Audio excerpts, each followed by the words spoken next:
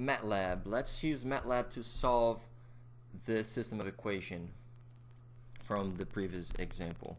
So we have two equations here, and I'm going to be using the Symbolic Math, which is a plugin that is free if you have the student version of MATLAB. First, Home tab, the Home tab, and then New Script. We're going to run a script. This is the command window. First, CLC, clear to make everything organized. Sims, the command sims tells me what variables do I want to name. So in this case, I'm going to name I1 and I'm going to name I2.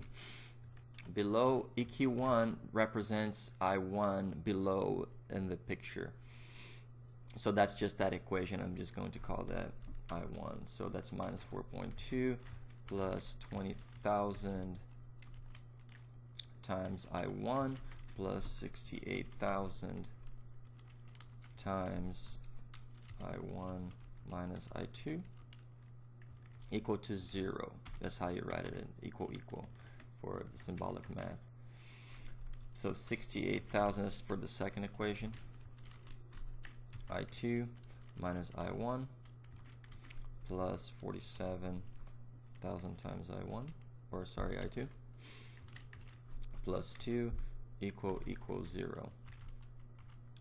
This is the reason I like using the symbolic math tool, because the commands it's easier to translate from paper to MATLAB to the computer.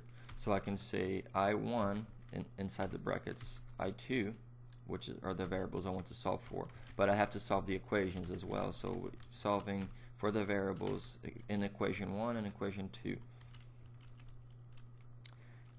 Now if you run that, for example, it will give you, let me maximize this, it will give you fractions, but you can fix this by saying I1 equals double I1, which gives you precise numbers or decimal numbers, and then I2 double I2, and then if you run it, it'll show you. But if you remember the previous problem, V, we were solving for V, and V was IM, and IM was I1 minus I2, and that's times the resistor, which was 68,000. So V is equal to